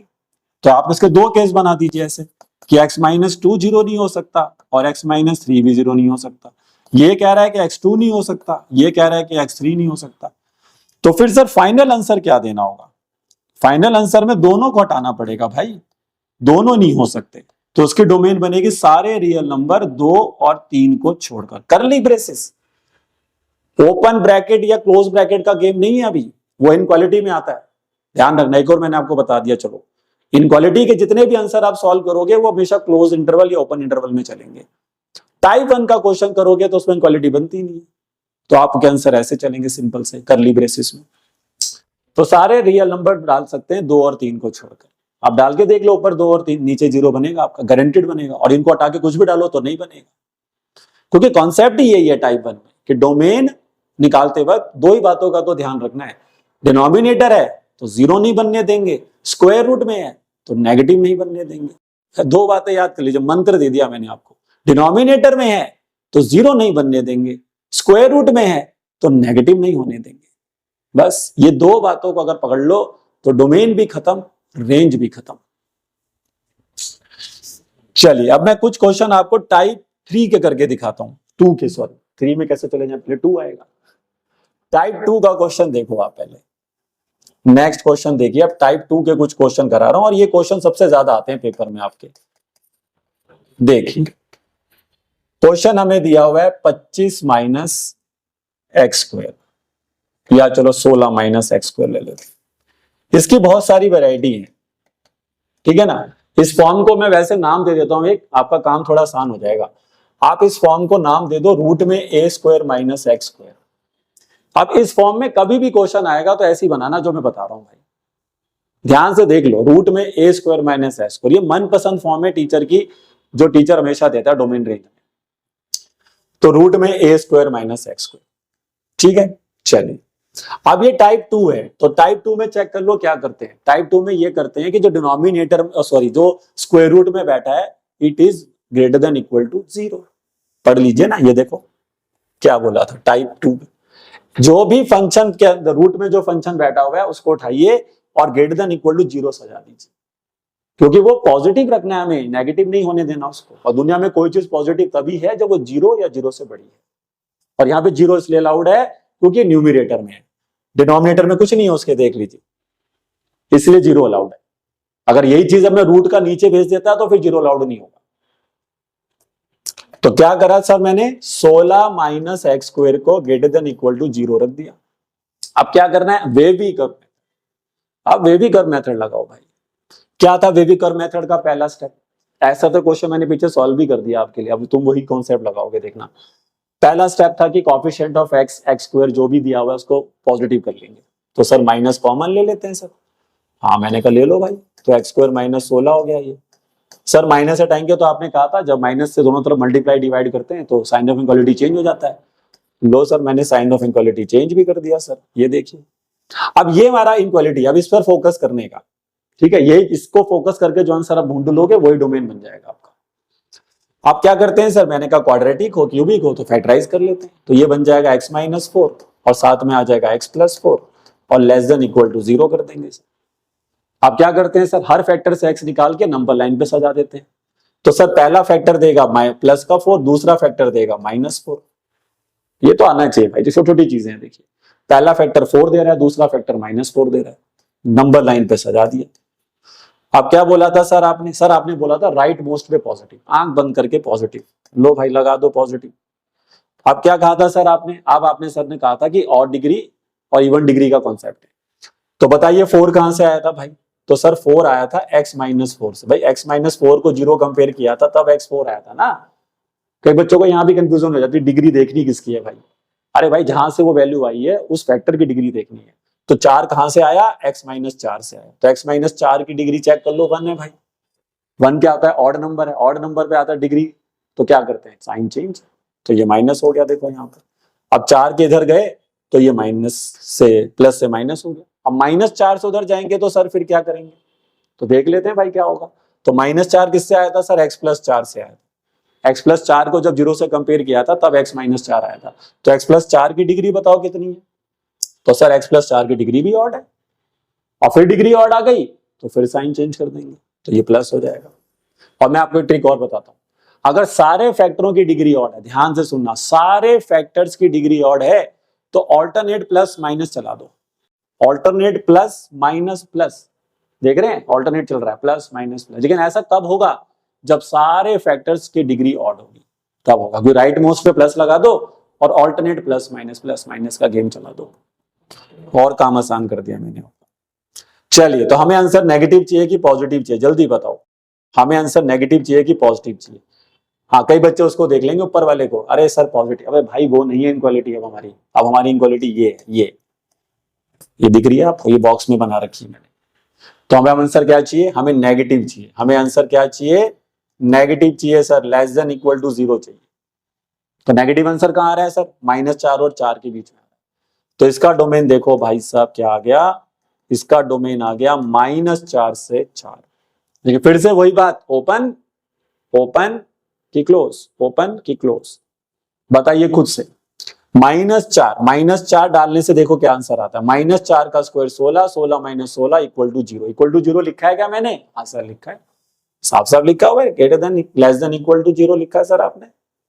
तो जब इक्वल टू 0 अलाउड है तो क्लोज इंटरवल। 4 डालने से क्या होगा? 4 का स्क्वायर भी 16, 16 - 16 फिर 0, ये भी इंक्लूड हो गया सर। यानी कि सॉलिड डॉट बना देना बढ़िया से नंबर लाइन पे, ये देखिए। और ये हिस्सा हमारे काम का था। तो इसका डोमेन है -4 से 4। अब मैंने बोला था ये कौन सी फॉर्म चल रही है हमारी, रूट में a² - x²। और याद रखना इसका जो डोमेन होता है, कोई ट्रिक बता देता हूं, इसका डोमेन होता है हमेशा -a से a क्लोज इंटरवल। आंख बंद करके आंसर लिख के आ सकते हो आप अगर एमसीक्यू में क्वेश्चन आता है तो। जैसे ये देखो, अब मैंने आपसे पूछा कि ये फंक्शन है, मैंने आपसे पूछा कि ये फंक्शन है 4 - x²। मैंने कहा इसका डोमेन बताना जरा। बच्चा क्या, लो सर 2 मिनट बता दूंगा। इसको मैं लिख दूंगा पहले 2 का स्क्वायर माइनस में x का स्क्वायर। और a का काम कौन कर रहा है? 2 कर रहा है। लो सर आ गया डोमेन, -2 से 2 क्लोज इंटरवल। कल को मैंने कहा भाई अच्छा तो फिर 25 - x² का डोमेन क्या होगा? तो बच्चे ने कहा लो सर आ गया -5 से 5, -5 से 5 क्लोज इंटरवल। ये तो कमाल हो गया सर। मैंने कहा कमाल ही है, लेकिन कॉन्सेप्ट है पहले तो, कमाल तो बाद में होता है। कमाल करने के लिए मेहनत करनी पड़ती है पहले।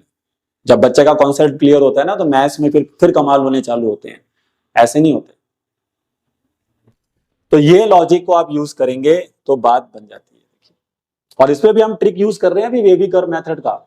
नहीं तो फिर हमें हर इंटरवल की बीच की वैल्यू डाल डाल के चेक करना होता है कि कहां पर हमारी फंक्शन की वैल्यू पॉजिटिव आ रही है, कहां पे नेगेटिव आ रही है। वो और लॉन्ग मेथड है, मैं उससे गया ही नहीं अभी। एक्चुअल मेथड तो वही होता है कि हर इंटरवल के बीच के उठाओ, जैसे ये 4 से प्लस इनफिनिटी है तो इसके बीच में क्या मिल रहा है 5, उसको उठा के फंक्शन में डालो, फिर देखो क्या आंसर आ रहा है, और फिर इसको कर करके फिर क्वेश्चन बनाना होता है। लेकिन वेवी कर्व मेथड का इस्तेमाल करके हम अपना समय जरूर बचा सकते हैं पेपर में। तो आई होप आपको समझ में आ रहा होगा कि कैसे इन फंक्शंस की आप डोमेन निकाल सकते हैं। तो आइए स्टूडेंट अब नेक्स्ट क्वेश्चन की तरफ चलते हैं। और नेक्स्ट क्वेश्चन जो मैं ले रहा हूं, अब मैंने आपको देखे टाइप 1 के क्वेश्चंस कराए, टाइप 2 का भी कराए, अब मैं टाइप 3 पे कराता हूं। तो सेम क्वेश्चन लेंगे, बस छोटा सा उसमें चेंज कर देंगे। अब जो हमारा क्वेश्चन है जिसका डोमेन हमें निकालना है वो होगा 1/√16 - x²। लास्ट टाइम ये न्यूमरेटर में था, अभी डिनोमिनेटर में आ गया, तो ये टाइप 3 बन गया। तो याद करिए टाइप 3 में मैंने आपको क्या सिखाया था कि टाइप 3 में अगर क्वेश्चन आता है तो फिर आप देखते हैं कि ये 1/रूट में f(x) वाली फॉर्म होगी, तो फिर f(x) डोमेन निकालने के लिए ग्रेटर देन 0 रहेगा। यहां पर इक्वल टू 0 नहीं आएगा, क्योंकि अगर डिनोमिनेटर में 0 बन जाएगा तो हमारा फंक्शन अनडिफाइंड हो जाएगा। ठीक है, तो याद रखना है कि अगर ये न्यूमरेटर में रहता है तो ग्रेटर देन इक्वल टू 0 रहता है, अगर ये डिवाइड में आ जाता है तो हमें सिर्फ ग्रेटर देन 0 करना है, इक्वल टू 0 नहीं लेना है, क्योंकि रूट ऑफ 0 0 होगा और 0 का रूट अगर नीचे बनेगा 0 तो 1/0 अनडिफाइंड हो जाता है। तो इसलिए अब हम 16 - x² को लिखेंगे ग्रेटर देन 0। फिर वेवी कर्व मेथड के अकॉर्डिंग हम माइनस कॉमन लेंगे। याद करिए माइनस इसलिए कॉमन लिया जाता है ताकि कोएफिशिएंट ऑफ x² को पॉजिटिव कर लिया जाए। अब जैसे हम ये माइनस का साइन यहां से हटाएंगे, साइन ऑफ इनक्वालिटी चेंज हो जाएगा। याद करिए, तो यहां से आपका साइन ऑफ इनक्वालिटी आपका चेंज हो जाएगा। तो जैसे हम इसमें साइन ऑफ इनक्वालिटी को चेंज करेंगे तो अब ये बन जाएगा आपका यहां पे 16, सॉरी ये आपका बन जाएगा अब x² - 16 लेस देन 0। ठीक है भाई, तो साइन ऑफ इक्वालिटी चेंज होता है जब हम माइनस से दोनों तरफ मल्टीप्लाई या डिवाइड करते हैं। तो x² - 16 इज लेस देन 0। अब इसको हम फैक्टराइज करेंगे तो हमें मिलेगा x - 4 और उसके बाद x + 4 लेस देन 0। फिर दोनों फैक्टर से जो x की वैल्यूज आएंगे उनको नंबर लाइन पे प्लॉट करेंगे। तो x माइनस 4 से हमें मिलेगा 4 और x प्लस 4 से हमें मिलेगा -4। सेम रूट्स आएंगे, देखिए सेम कॉन्सेप्ट चल रहा है जैसे कि आपने पिछले क्वेश्चन में किया था। अब राइट मोस्ट में हम क्या लगाएंगे, पॉजिटिव, जैसा कि मैंने कहा था राइट मोस्ट में पॉजिटिव। और अब देखिए मैंने आपको एक नई ट्रिक बता दी है कि अगर सभी फैक्टर का डिग्री ऑड है, ध्यान से सुनिए, अगर सभी फैक्टर का डिग्री ऑड है तो ऑल्टरनेट प्लस माइनस चला दीजिए। तो मैं भी देख सकता हूं कि यहाँ पर इस वाले फैक्टर का डिग्री भी ऑड है 1 और इसका भी डिग्री 1 है, तो हम ऑल्टरनेट प्लस माइनस कर देंगे। तो इसका मतलब है कि जैसे हम यहाँ आएंगे तो ये हो जाएगा यहाँ पर माइनस और यहाँ हो जाएगा प्लस। तो अब हमारा जो आंसर हमें क्या चाहिए, हम देख सकते हैं कि हमने इसमें लिखा हुआ है कि x स्क्वायर माइनस 16 का जो आंसर होना चाहिए वो होना चाहिए नेगेटिव। तो नेगेटिव आंसर कहाँ आ रहा है, तो -4 और 4 के बीच में आ रहा है। तो -4 और 4 के बीच का जो इंटरवल होगा ये हमारा काम का होगा। तो हम लिखेंगे कि हमारे फंक्शन का जो डोमेन होगा वो होना चाहिए -4 से 4। लेकिन अब देखना होगा कि क्लोज इंटरवल आएगा कि ओपन इंटरवल आएगा। लेकिन यहाँ पर बच्चे ओपन इंटरवल आएगा, क्योंकि -4 और 4 अगर आप यहाँ पे पुट करते हैं तो -4 का स्क्वायर होगा 16, 16 माइनस 16 देगा 0। लेकिन हमने लिखा है कि x स्क्वायर माइनस 16 0 से छोटा होगा लेकिन उसके इक्वल नहीं होगा। तो इसलिए अगर हम -4 या 4 यहाँ पे पुट कर रहे हैं तो हमारा आंसर 0 आ रहा है, इसलिए 0 यहाँ पर अलाउड नहीं है। तो हम यहाँ पर लेंगे ओपन इंटरवल। और इसलिए जो नंबर लाइन पे जब इसको प्लॉट करेंगे तो यहाँ पर ये वाले सर्कल्स बनेंगे। क्यों, क्योंकि -4 और 4 यहाँ पर इंक्लूड नहीं। तो आई होप समझ में आ गया। लास्ट क्वेश्चन का जो डोमेन था वो -4 से 4 क्लोज इंटरवल था, लेकिन ये -4 से 4 ओपन इंटरवल होगा।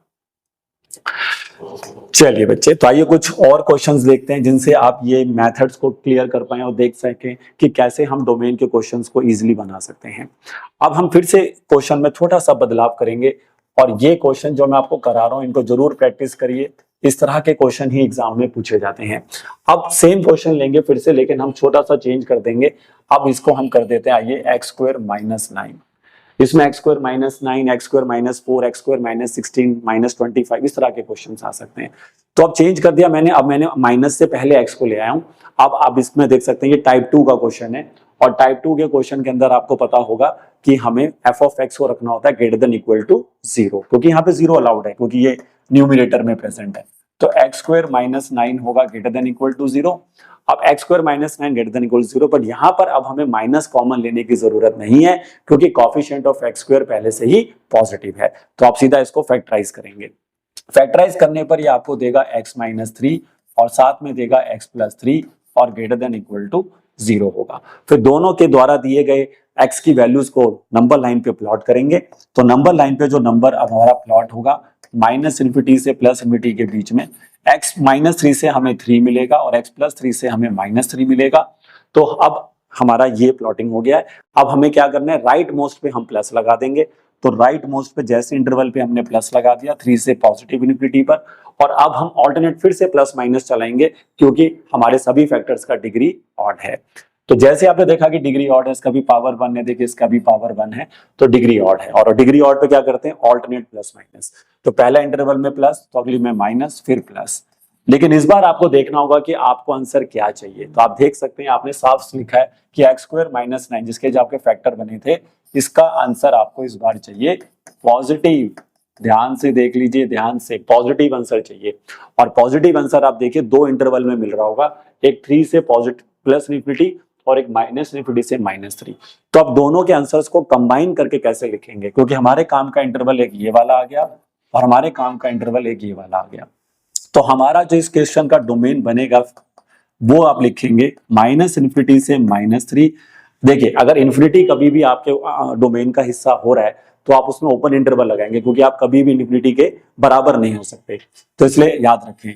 लेकिन -3 आप यहाँ पे अलाउड है क्योंकि -3 का स्क्वायर होता है 9, 9 माइनस 9 होता है 0, और आपने लिखा है कि हमारा आंसर 0 के बराबर भी है और उससे बड़ा है, तो इसलिए यहाँ पर आएगा क्लोज इंटरवल। अब जो अगला इंटरवल है वो 3 से +∞ का है ना, क्योंकि अगला पॉजिटिव साइन हमें यहाँ मिल रहा है, बीच में तो माइनस है तो ये हमारे काम का नहीं है। तो इसको और इसको अब हमें यूनियन से जोड़ना होता है। तो याद करिए यूनियन पढ़ा होगा सेट चैप्टर में, तो इसमें भी आप देख सकते हैं 3 इंक्लूड हो जाएगा और इन्फिनिटी पर ओपन इंटरवल लगेगा, लेकिन इसका आंसर के लिए आपको इनको यूनियन से कनेक्ट करेंगे। क्यों? क्योंकि दोनों के आंसर्स अलाउड है यहाँ पे, इसका भी आंसर अलाउड है, इसका भी आंसर अलाउड है। तो जब भी दो अलग अलग इंटरवल्स के आंसर आपके डोमेन में आ रहे हो तो उनको यूनियन से आप कनेक्ट कर दीजिए। तो आई होप समझ में आया होगा कि इस क्वेश्चन के अंदर आपको कैसे चलना है।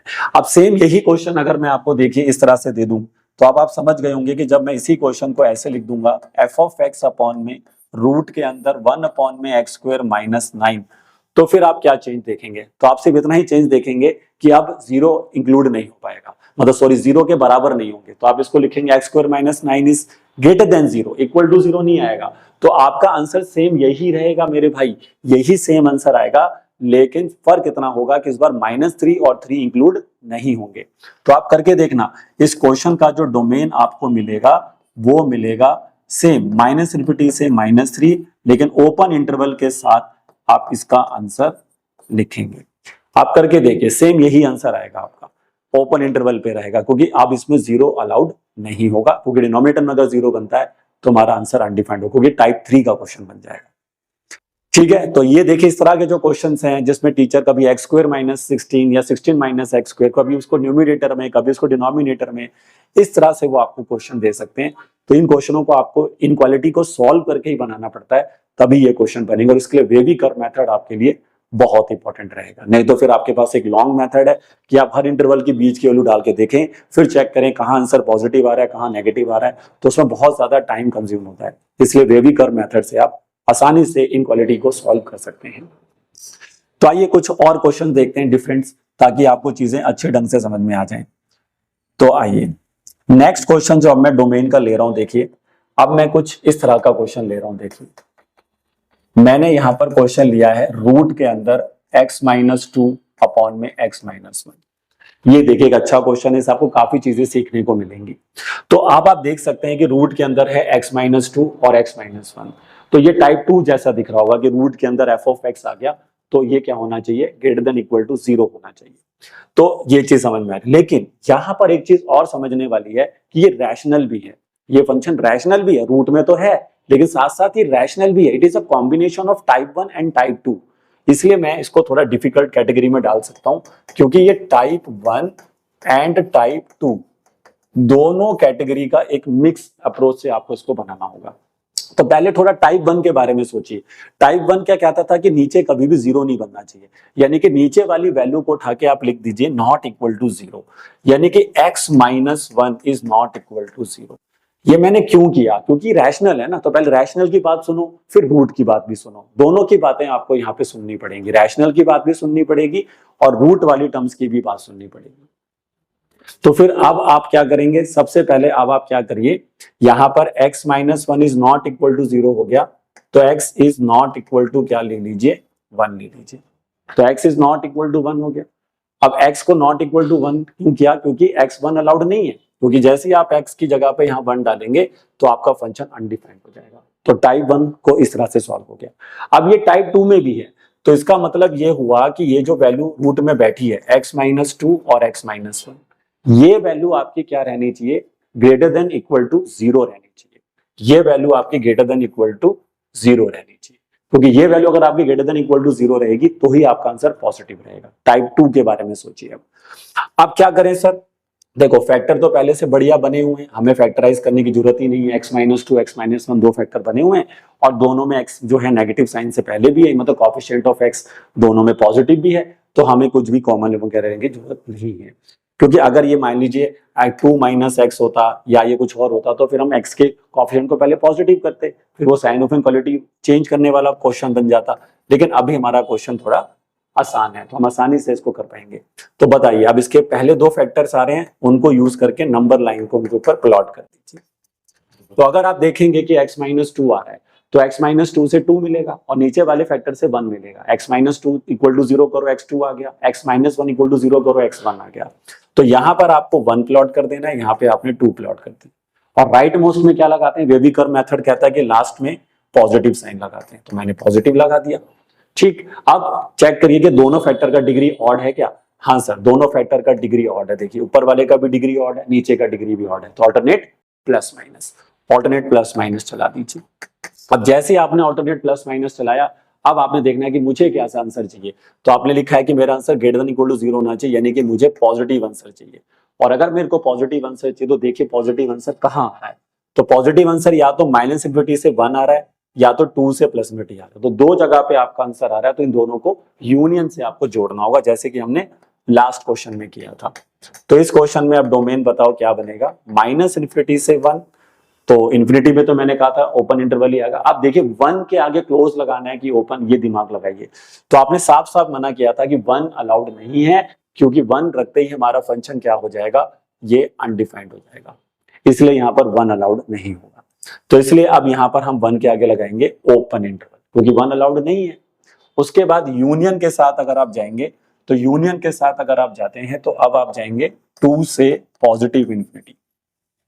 अब 2 से पॉजिटिव इन्फिनिटी अगर आप जाएंगे तो 2 जो वैल्यू आ रही है ये हमारी इंक्लूड हो जाएगी, क्योंकि 2 अलाउड है। क्योंकि 2 रखने से दिक्कत नहीं है, क्योंकि अगर आप यहाँ पे 2 रखते हैं तो 2 रखने से हमें कोई प्रॉब्लम नहीं होगी, क्योंकि 2 रखने से ऊपर 0 बनेगा, और ऊपर 0 बनने से हमें कोई प्रॉब्लम, 0 नीचे नहीं बनना चाहिए, 0 अगर ऊपर बन रहा है तो उससे हमें कोई दिक्कत नहीं होती है। तो इसलिए ध्यान रखिए, डिनोमिनेटर में 0 बन गया तो प्रॉब्लम है, न्यूमरेटर में 0 बन रहा है तो कोई दिक्कत नहीं है। तो इसलिए 2 आपका यहाँ पे अलाउड हो जाएगा, इन्फिनिटी अलाउड नहीं होगा। तो ये होगा इस क्वेश्चन का डोमेन, माइनस इन्फिनिटी से 1 और 2 से पॉजिटिव। तो आइए स्टूडेंट्स अब देखते हैं अगला क्वेश्चन। अब नेक्स्ट क्वेश्चन जो मैं आपके लिए लाया हूं, देखिए ये थोड़ा सा अलग क्वेश्चन रहेगा आपके लिए। इस तरह के क्वेश्चन भी एग्जाम में आ सकते हैं। देखिए अब क्वेश्चन हमें दिया है कि एफ ऑफ एक्स की वैल्यू है, यहाँ पे दिया है रूट के अंदर x माइनस 1 और प्लस में रूट में ही दिया है 3 माइनस एक्स।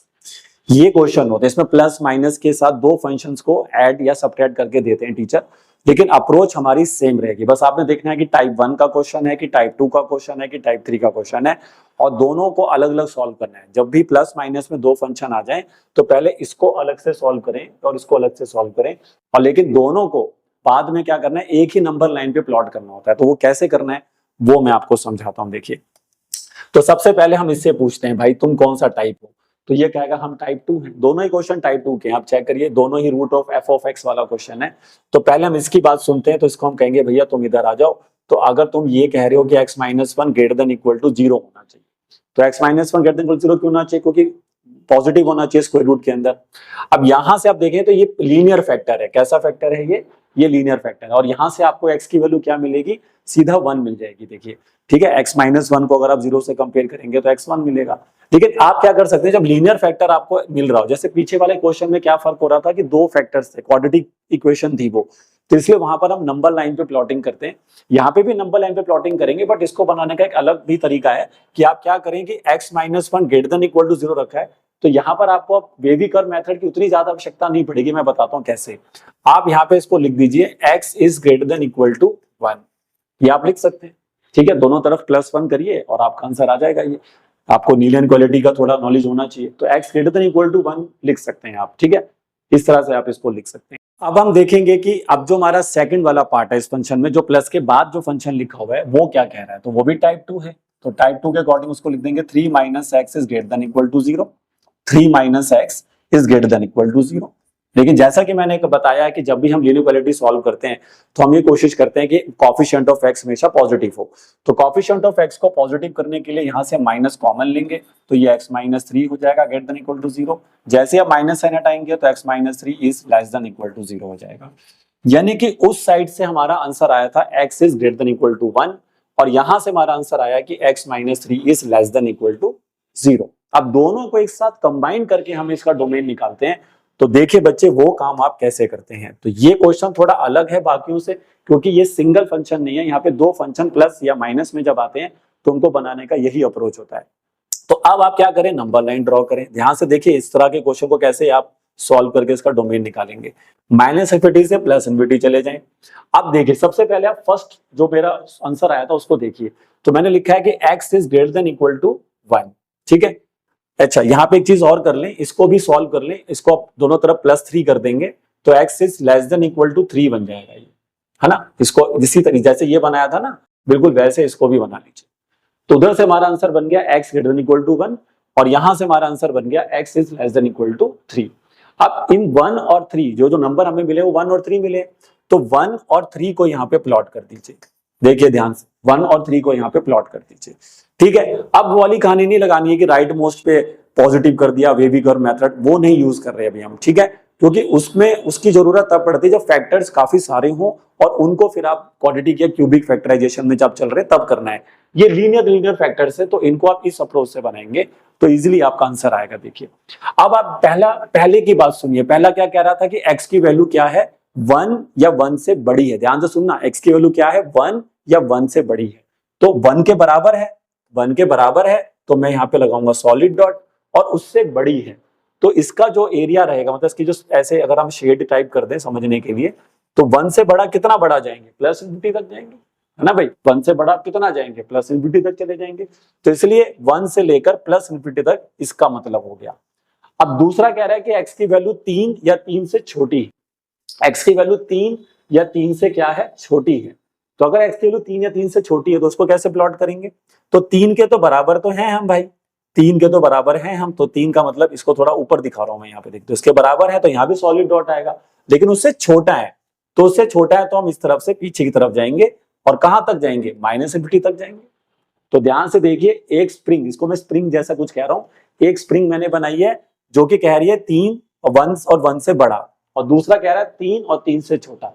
अब आपने जो इसका आंसर लिखना होता है वो कौन सा आंसर होता है, जहां पर ये दोनों स्प्रिंग आपको नजर आ रही है, मतलब जो 1 वाली भी और 3 वाली भी, यानी कि जहां पे व्हाइट वाली भी और ग्रीन वाली भी, ये दोनों स्प्रिंग जहां पर आपको नजर आ रही होंगी वो आपका आंसर है। और वो आपका आंसर आ रहा है देखिए 1 और 3 के बीच में, क्योंकि 1 और 3 के बीच में आपकी दोनों वैल्यू सेटिस्फाइड हो रही है। मतलब यहाँ पे जो आंसर सारे हैं वो 1 से बड़े भी हैं और 3 से छोटे भी हैं।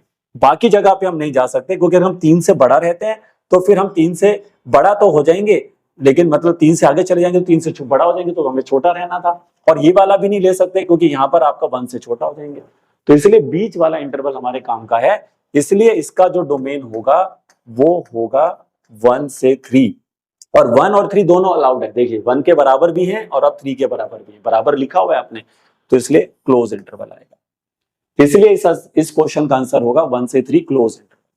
तो करना क्या होता है, पहले इस वाले को अलग सॉल्व करिए, फिर इस वाले को अलग सॉल्व करिए, और दोनों के नंबर्स को नंबर लाइन पे प्लॉट करिए, और जो दोनों में कॉमन रीजन होगा, इसको आप ये भी कह सकते हैं, जो दोनों में कॉमन रीजन होगा that will be your answer. तो मेरे पास जो कॉमन रीजन आया वो 1 और 3 के बीच में आया, तो वो ही हमारा डोमेन कहलाएगा। तो देखा, इस तरह का क्वेश्चन भी टीचर आपको दे सकता है। अगर अब हम बात करते हैं नेक्स्ट क्वेश्चन की, तो ये क्वेश्चन अगर आप देखें तो यहां पर हमें इस बार क्वेश्चन दिया हुआ है f of x is equal to x square upon में 1 प्लस एक्स स्क्वायर। ये क्वेश्चन भी बहुत आता है पेपर में, और इसकी जो रेंज है ना वो ज्यादा इंपॉर्टेंट है, क्योंकि अभी मैं रेंज भी सिखाऊंगा आपको, लेकिन अभी डोमेन चल रहा है तो अभी इसका डोमेन निकालेंगे। लेकिन मैंने जैसे बताया कि ये क्वेश्चन को ध्यान से देख लीजिए सभी बच्चे, इसका डोमेन इज सॉरी इसका range is very important. Range इसका निकालना आता ही आता है पेपर में। तो x square upon 1 plus x square, तो ये तो सर टाइप 1 का क्वेश्चन है ना, टाइप 1 में जा रहा है सीधा। तो अगर ये टाइप 1 में जा रहा है तो फिर हम लिखेंगे 1 plus x square is not equal to 0, है ना भाई, f of x is not equal to 0। तो अब आपका 1 plus x square is not equal to 0। लेकिन अगर आप ध्यान से देखें तो आप इसको फैक्टराइज तो कर नहीं पाएंगे, क्योंकि 1 प्लस एक्स स्क्वायर है, इसका डी जो अगर आप निकालेंगे तो नेगेटिव आएगा। तो इसका मतलब है इसके रूट्स रियल नहीं है ना, इसके रूट्स रियल नहीं है। लेकिन फिर भी आप थोड़ा सा दिमाग लगाएं तो हम ये कहना चाह रहे हैं कि 1 plus x square is not equal to 0, है ना, ये कहना चाह रहे हैं। और अगर हम ये कहना चाह रहे हैं तो हम ये ढूंढने की कोशिश कर रहे हैं कि क्या दुनिया में कोई ऐसा एक्स है जो हम यहाँ पे पुट करें और उसको फिर 1 में ऐड करें तो हमारा आंसर 0 आ जाए, हम ये जानना चाह रहे हैं। लेकिन अगर आप ध्यान से देखें तो एक्स का स्क्वायर हमेशा पॉजिटिव होगा। देखिए इसका अप्रोच थोड़ा सा डिफरेंट जा रहा है, एक्स का स्क्वायर जो होगा वो हमेशा पॉजिटिव होगा, और जब कोई पॉजिटिव चीज पॉजिटिव में ऐड होगी, क्योंकि एक्स स्क्वायर क्या है, अरे भाई अगर एक्स स्क्वायर से पूछो तो ये कहेगा भाई हम पॉजिटिव हैं, और 1 क्या है, ये भी पॉजिटिव है। तो ऐसे कैसे हो सकता है कि दो पॉजिटिव चीजें आपस में ऐड होंगी और वो 0 आंसर दे दे, तो पॉसिबल नहीं है। क्योंकि अगर एक 2 होगा तो एक -2 होगा तभी 0 बन सकता है, एक 4 है एक -4 है तब 0 बन सकता है। बट 4 और इधर से 5 आ रहा है या इधर से 5 के साथ कुछ 6 आ रहा है, प्लस में आ रहा है, तो वो दोनों कभी भी 5 + 5 भी अगर आ रहा है तो वो कभी भी 0 नहीं बनेगा। तो इसलिए एक्स स्क्वायर पॉजिटिव है और 1 भी पॉजिटिव है। तो इसलिए हम यहाँ पर देख पा रहे हैं कि दुनिया का ऐसा कोई एक्स नहीं है जो डिनोमिनेटर पे 0 ला सके। क्या बोला मैंने, दुनिया का ऐसा कोई एक्स नहीं है रियल नंबर में जो कि नीचे डिनोमिनेटर में 0 ला सके। तो अगर हम ये कहते थे ना कि भाई x नहीं आ सकता, तो उस चीज को हम रियल नंबर में से हटा देते थे, बट हमें को हटाने को कुछ मिला ही नहीं, हमारे को कोई x नहीं मिल रहा जो इसको इसकी डिनोमिनेटर को 0 कर सके। तो ऐसे केस में आपको ध्यान रखना है कि हमारा जो डोमेन होगा वो R, क्योंकि R में से कुछ हटाने को मिला ही नहीं, कुछ तो हटाने को मिले, ऐसा कोई तो x मिले जो मैं यहाँ पे पुट करूं जिससे कि डिनोमिनेटर 0 हो जाए, तो नहीं मिले। तो इस तरह के क्वेश्चन भी आ सकते हैं जहां पर डोमेन किसी फंक्शन का क्या हो सकता है, ऑल रियल नंबर हो सकता है, कि मतलब कोई भी x नहीं है जो कि डिनोमिनेटर को 0 बना रहा हो। ऐसे रूट में भी हो सकता है, अगर आपको कभी रूट में ऐसा कोई x नहीं मिल रहा जो उसको नेगेटिव कर रहा हो, तो ऐसे क्वेश्चनों में भी डोमेन आपका क्या हो जाएगा, R। तो इसमें आप एक चीज देख सकते हैं, देखिए इसमें आप एक चीज देख सकते हैं, जैसे मान लीजिए कि मैंने आपको एक फंक्शन दिया रूट के अंदर x² + 3, ये देखिए अब ये रूट में जो x² + 3 फंक्शन है इसका डोमेन भी R ही रहेगा, क्योंकि दुनिया का ऐसा कोई भी x नहीं है जो इसको नेगेटिव कर सके। तो याद रखना कि जब कोई पॉजिटिव चीज किसी पॉजिटिव चीज में जुड़ेगी तो ऐसे सिचुएशन में उसका 0 बनना बहुत मुश्किल है, वो 0 नहीं बन सकता है। तो ऐसे सिचुएशन में फिर आपको डोमेन R ले सकते हैं आप, ठीक है। तो ध्यान से देखिए, इस तरह के क्वेश्चंस भी आ सकते हैं जहां पर आपका डोमेन क्या रहेगा, R। तो इस वाले क्वेश्चन में भी अगर आप ध्यान से देखें तो इसका डोमेन क्या रहेगा, R ही रहेगा। इसमें आप कोई भी दुनिया का x डाल दीजिए, कोई दिक्कत नहीं। तो आई होप आपको मेरी चीज समझ में आ रही होगी, ठीक है। अब यहां से हम एक क्वेश्चन और देखते हैं डोमेन के कुछ, और उसके बाद फिर हमने देखना होगा कि हम रेंज के जो क्वेश्चंस हैं वो फिर हम कैसे बना सकते हैं। तो डोमेन में आप देखिए एक ये क्वेश्चन भी पूछा जाता है। देखिए आपने देखा होगा कि कुछ हमारे पास ऐसे भी फंक्शंस होते हैं जैसे कि मॉडुलस फंक्शन होते हैं, ग्रेटेस्ट इंटीजर फंक्शंस होते हैं, है ना, इनके भी डोमेन होते हैं, सिग्नम फंक्शन होते हैं, तो इनको भी आप कर लेते हैं। देखिए जैसे कि अगर मैं आपको बात करूं मॉडुलस फंक्शन की, तो इसको मॉडुलस फंक्शन कहते हैं, देखिए, है ना। इसी तरह से आप बात कर लेते हैं GIF, जिसको ग्रेटेस्ट इंटीजर फंक्शन कहते हैं, और सॉरी ये ऊपर वाला मॉडुलस ये होता है, ये मॉडुलस फंक्शन होता है। और GIF की फंक्शन की बात करें तो ये स्क्वायर ब्रैकेट वाले को हम GIF फंक्शन कहते हैं। इसके अलावा एक और फंक्शन होता है जिसको हम सिग्नम फंक्शन कहते हैं, सिग्नम फंक्शन होता है ना, SGN करके लिख सकते हैं आप। तो ये भी कुछ फंक्शंस हैं भाई, इनके भी सीधा MCQ में क्वेश्चन आ जाते हैं कि आप इनका डोमेन बताइए। तो मैं इनका डोमेन आपको बता रहा हूँ, देखिए इसमें कोई भी दिक्कत नहीं है, मॉडुलस हमेशा पॉजिटिव रिजल्ट देता है, ऊपर से ये कभी 0 भी नहीं बना रहा डिनोमिनेटर में, ना ये रूट में है। तो जब आपको लगे ना कि डिनोमिनेटर में 0 नहीं बन सकता किसी का, और वो फंक्शन स्क्वायर रूट में भी नहीं है, तो नेगेटिव भी होने के कोई चांस नहीं है, तो ऐसी सिचुएशन में आप उसका डोमेन R लिख सकते हैं। तो इसका भी डोमेन याद रखिए R होता है, इसका भी डोमेन याद रखिए R होता है, और सेम सिग्नम फंक्शन में भी होता है, सिग्नम फंक्शन का भी याद रखिए डोमेन R होता है, क्योंकि इस पर भी हर तरह का नंबर आप इसमें पुट कर सकते हैं। तो ये कुछ फंक्शन है। इस तरह के क्वेश्चन भी आ सकते हैं जिसमें आपको मॉडुलस फंक्शन ही दिया जाएगा, लेकिन एक ये क्वेश्चन देखिए, ये भी काफी आता है एग्जाम में, 3 - x अपॉन में x - 3, ये ऐसे भी आ सकता है, और ये ऊपर और नीचे भी हो सकते हैं, दोनों उस तरह से भी आ सकता है। अगर आपको टीचर ये वाला क्वेश्चन दे देता है तो इसमें आप देख सकते हैं ये अब रैशनल फॉर्म में चला गया। किसमें चला गया? रैशनल फॉर्म में चला गया। तो रैशनल फॉर्म यही कहती है कि डिनोमिनेटर में 0 नहीं बनना चाहिए, तो x - 3 is not equal to 0 कर देंगे, तो फिर x is not equal to 3 आ जाएगा। तो इसका डोमेन क्या बनेगा? फिर इसका डोमेन बन जाएगा सारे रियल नंबर किसको छोड़कर? 3 को छोड़कर। ये ऐसे आ जाएगा आपके पास। तो इस तरह से अगर आप प्रोसेस को समझ पा रहे हैं तो आप वेवी कर्व मेथड का इस्तेमाल करके, और जो भी मैं इनक्वालिटी कैसे सॉल्व करना है, नॉट इक्वल टू में रहते हैं तो कैसे सोचना है, कभी ऐसा भी हो सकता है कि किसी का डोमेन जो है वो ऑल रियल नंबर आ जाए, तो वो भी आप उसके अकॉर्डिंग कर सकते हैं। ठीक है बच्चे, तो अभी हमने क्या सीख लिया है कि किसी भी फंक्शन का डोमेन कैसे निकालते हैं, और रेंज निकालने के लिए आपको इसका पार्ट 2 देखना पड़ेगा। तो मैं अब कहूंगा कि आपने पार्ट 1 देख लीजिए, जो पार्ट 1 मेरा ये रहेगा जिसमें हमने डोमेन की बात करी, क्योंकि अगर मैं रेंज की बात भी इसी लेक्चर में करूंगा तो बहुत लेंथी लेक्चर होगा ये, इसलिए मैं इसको पार्ट 1 पार्ट 2 में डिवाइड कर रहा हूं। तो आप इसका पार्ट 2 देखिए जिसके अंदर मैं अब फंक्शंस की रेंज निकालना आपको सिखाऊंगा।